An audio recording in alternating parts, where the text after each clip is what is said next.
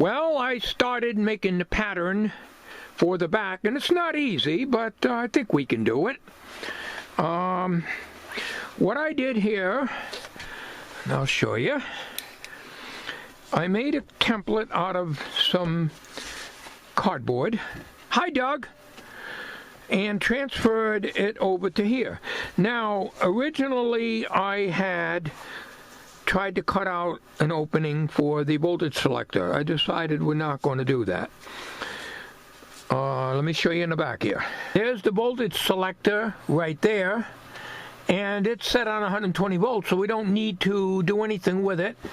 Here is the two, one of them's a phono input, I don't know what the other is, I gotta look at the book and to find out what is what, but what I decided to do is line them up with this masking tape here. All right, we make the cutout for the cord because it's not going to fit in there. We make the notches in the corners over here, and we looked at the photograph from the radio museum, and they just have an angle cut here on each corner. Okay, so I'm going to cut a rectangle here. I was going to do two oblong ones. Why make unnecessary work? We'll just cut a rectangle so we can get at these, and we just cover up this. We're not going to cut out this opening here. Over here, I punched a little nail hole here, and what that's going to do is, there's nothing that goes in here, but you never know in the future, and I'm going to drill a little hole in the plywood, and probably about 1 inch in diameter or so, maybe something like that, 3/4 of an inch, and it could be probably ventilation or something. There'll be no other holes on the bottom. There's no point in doing that. I don't know what this is, but I don't think it's anything that has to plug in. And in the future, if it is, I can always drill a hole in there, but it's hard doing it without the cardboard pattern. Okay, so what's going to happen is the plywood is 13 3/4 high. This pattern isn't, this cardboard isn't that tall. It doesn't have to be, because I'm only needing this template for the lower part. When this plywood goes in, there'll be numerous holes drilled in the top here after I cut out these openings and drill that little hole. I also have to notch out, like I did on the template, the two lower corners, and I also have to notch out the upper two corners, which is right here. But I'll notch those two out after I get this bottom in. That way it fits in. It's going to sit down on this rail here. I stuck a penny under here because this bottom is slightly warped up. So when I lay the plywood in here, it wants to teetle-toddle on this high spot here. So I can still put a thicker coin in there to push that down, but it's not necessary to keep this bottom pushed down a little bit so I can get accurate measurements. So that's what I'm going to do with that. What I might do is, before I start drilling in the wood and cutting in the wood, is I might try to locate where these two holes are going to come and do that on the template, and then bring that over to the plywood and have that marked. And I'll probably mark it on the inside of the plywood, and if I have to drill it in the future, I can do that. Also, after we get this done, we got to cut out this area here to get at the antenna jacks and so forth. So I got to do a little more work on the template, transfer this over to it, and start cutting. But like I say, I want to do the bottom of the plywood first so that I'll make sure I'm lined up good. The template, like I say, fits right in there good anyways. But I gotta go in the house and look at the Radio Museum picture and see where this sets.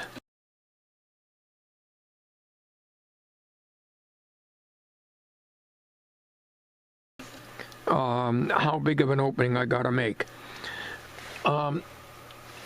We need ventilation, but all your heat's going to be up here, so I may make a whole bunch of holes as low as this all the way through. And I may make a video on this, I don't know yet. All right, I just looked at the photograph from Radio Museum and the rear cover of this. They don't even cut out an opening for here. They have 2 oblong cutouts for this. No cutout for this, but they do have a little tiny hole in the back, I guess where it points to the voltage. Well, I'm not going to even worry about it. In other words, they didn't cut this out so that you can adjust it from the rear cover. If you have to adjust it, you got to take the cover off. That's fine. So your cover lays down in here, so it's not touching anything. The cord will have a notch cut out here.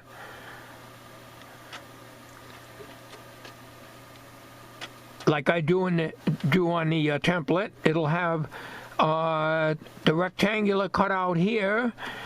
Nothing in here, so I'm not even going to worry about doing that. Nothing in here, so we don't need to do anything with drilling any hole there. So all we need to do is to measure from here where the board is going to set in this groove right here, and we got to measure the height, and this sets back far enough that the back cover will go over the top of this. That's what it shows there. They don't have an opening so big that you can reach in and plug this in from the outside. What you do if you have to change this is you take the back off and you do it that way when you pull the chassis. So I'm going to take measurements from here to the bottom of this, check the length and width of this, and mark the template, the rectangular on the template, cut that out like I did the other and see how that looks, because if I screw up on the template, not a big deal. Alright, I screwed up, so that's why if you screw up on the template, no big deal. I cut a little bit too much off of here, even though I lined everything up right. So that's as good as I can get it. So what I'm going to do now is to transfer the rectangle, the cutout for the cord, the notches on the left and right hand bottom side, and this onto the wood. Alright, so I've already marked these out. Like I say, we're not going to do anything with this. We're going to mark this. I already marked, rather, I'm going to cut this. Now, on the Radio Museum, they show an angle coming up like this instead of going straight across. Guess it really doesn't matter. It fits in there. Same with this. Alright, so now what I got to do here, we're not going to drill this hole here. We just got to mark this.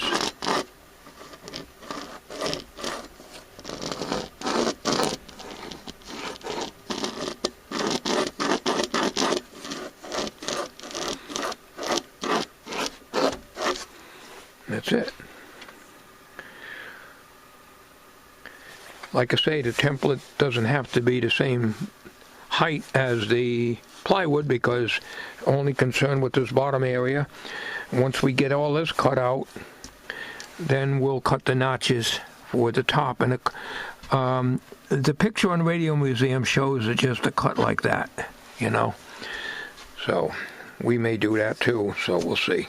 Just for the record, we are working with Luan. I don't know the thickness of it, but it's a little bit less than a 1/4 inch. I got it at Home Depot. It's called underlayment. It was $7.49 for a 2-foot by 4-foot sheet. So I got enough left over that I could make the case for this Aero ear radio. I have a 3/4 inch piece of plywood left over from this shelf here that I built, which has to be trimmed down, will make a perfect base, and I'll be able to glue the sides of the Luan that I got in the shed, the leftover, onto this to make a nice little case for this when we get some good weather. Today the sun is in and out, so I'm going to go and take this outside.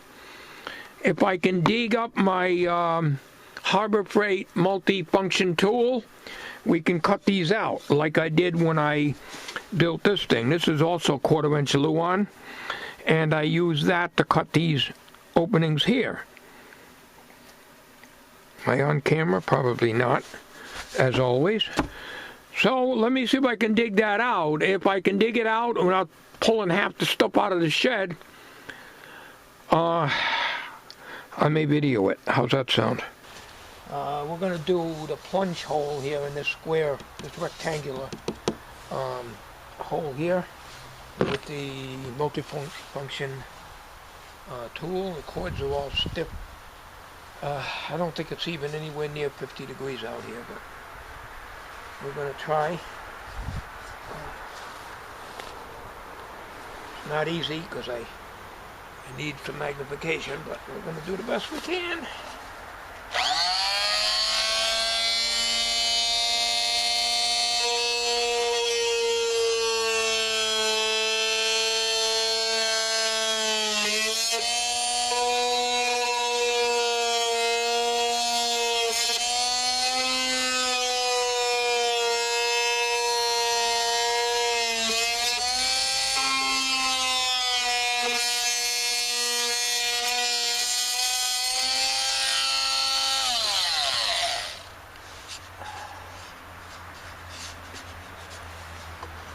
Get my magnifier.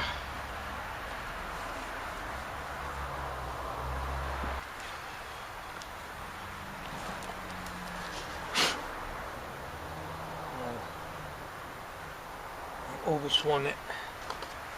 I overshot it. Take this.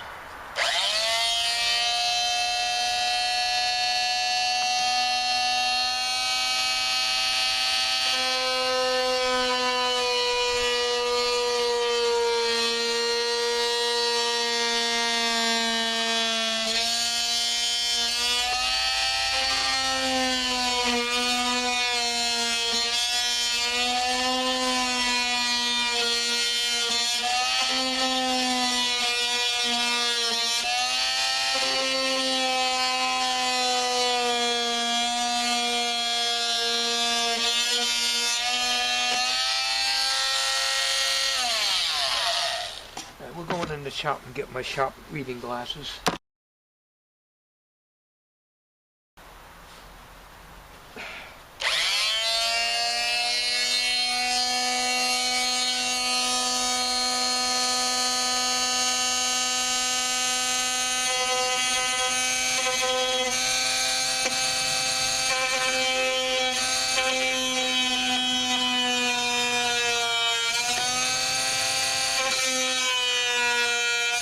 Damn cords in the way.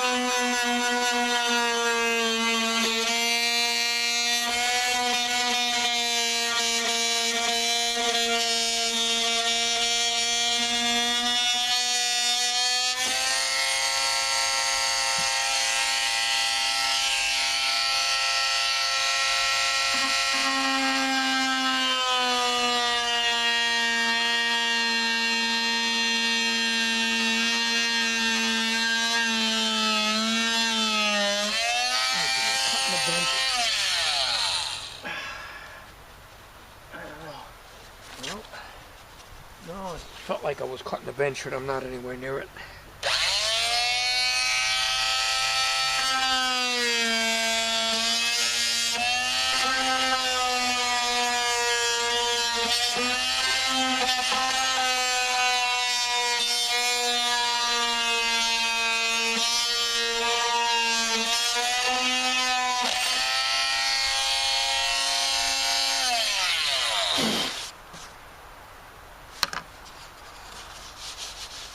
A little bit of a rotten cut there when I first started because I couldn't see where I was.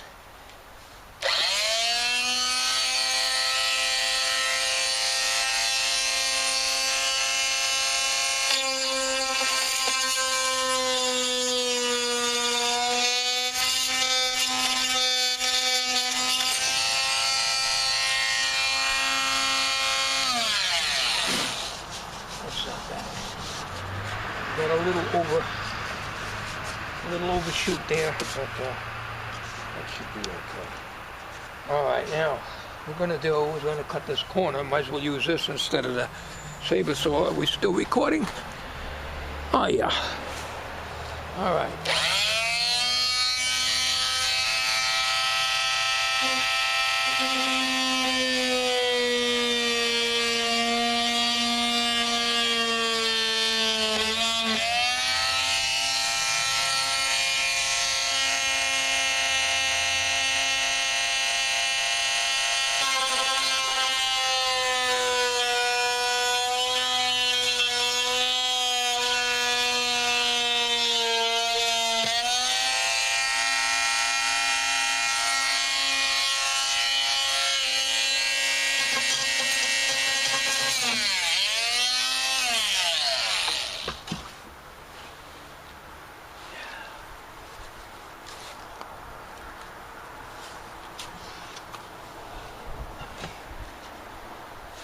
Get a little closer to the bench here. We're going to cut this out here.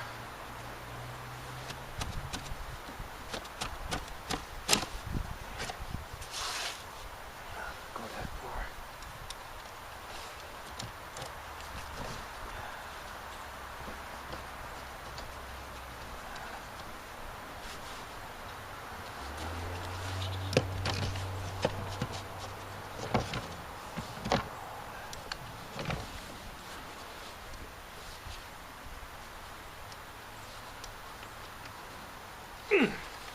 How the hell do you? There we go.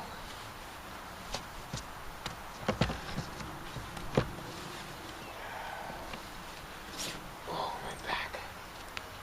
I have to get my face on everything close. Otherwise I can't see what I'm doing. Now this thing goes back and forth like this rapidly. So it's overcutting, it's overshooting. This is a narrow spot. This is probably 3/4 of an inch or an inch. So when I go this way, it's going to overshoot. There's nothing I can do about it.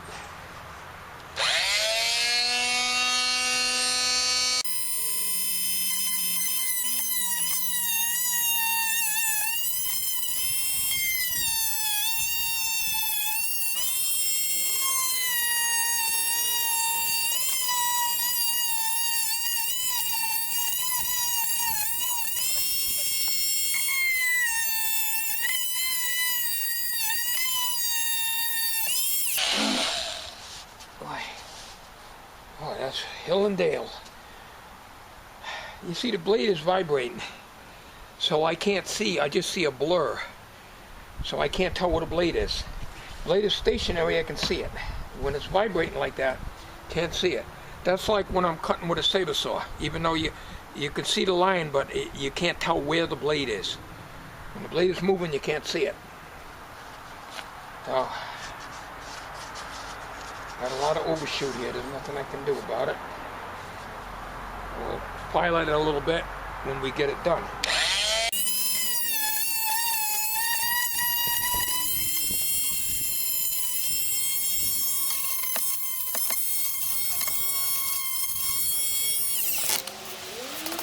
Yeah, this is where I was hill and dale. When you overshoot, I overshot here. We'll fix that with the file. We'll cut this out and we'll cut this out. Well, I gotta see if I can clean that up a little bit. Okay. We notched that out. We cleaned that up a little bit. It's still got a little, it's still a little bit lower here than it is here. We're gonna do the same to this. I gotta pull this back out to do that. So I'll work on these and come back because I gotta smooth these out a little bit too. Alright, I gotta sand it yet. I hit it with the file and smoothed it out as much as I could. And we're going to put some, we're going to put a bunch of holes in it. We got to get something to put the wood on. I don't have, the problem is I don't have hardly any wood here left anymore other than scraps. Because you need a piece of wood to go behind it so when I drill through it's not going to splinter on the other side. We're going to mark out some holes now. We get the straight edge and the ruler out. And we're going to mark out probably 1-inch holes or maybe 3/4 inch holes. We're not sure yet. The bigger the holes are, the less I have to drill. All right, we'll decide what we're going to do. All right, let's see. I think we established that the loop stick inside is about 6 inches. So I think probably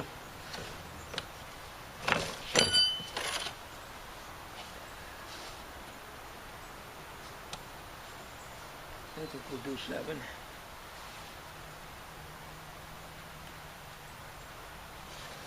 Inches on that rule. Let's see, make sure I get on that. 7 inches.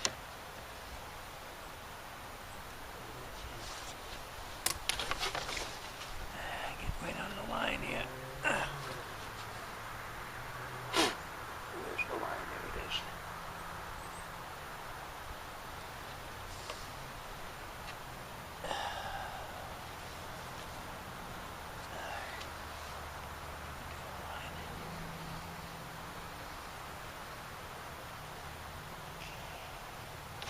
Very faint line.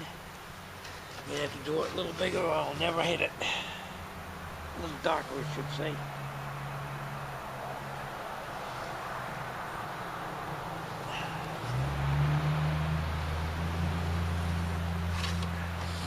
The darker the line is, the more sanding I have to do, but I think I might put some dark stain on the back of this, cover up the things. Alright, so we got a row there.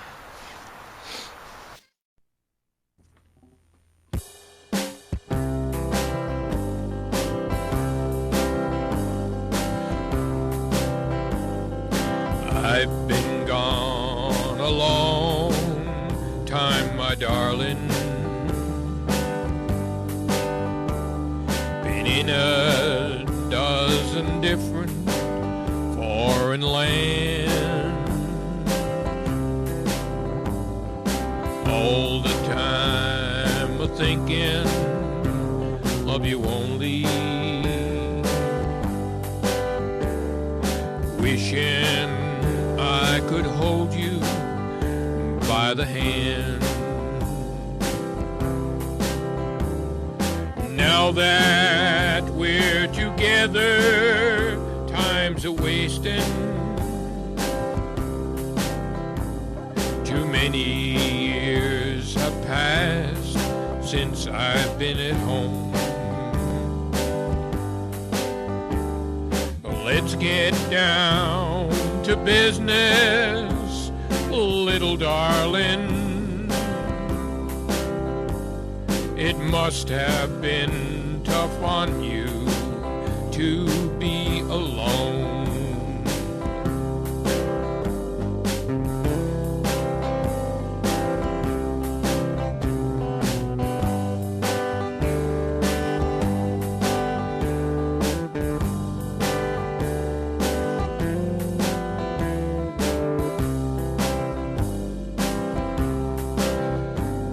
I picked some beautiful flowers for you, dear. A beautiful rose to place in your hair. But as lovely as those flowers are, the beauty to yours cannot compare. So let's get down to business, little darling. It has been too many years away from you. We have a lot of time to make up, my darling. My love for you is strong, and it is true. Yes, my love for you is strong, and it is true.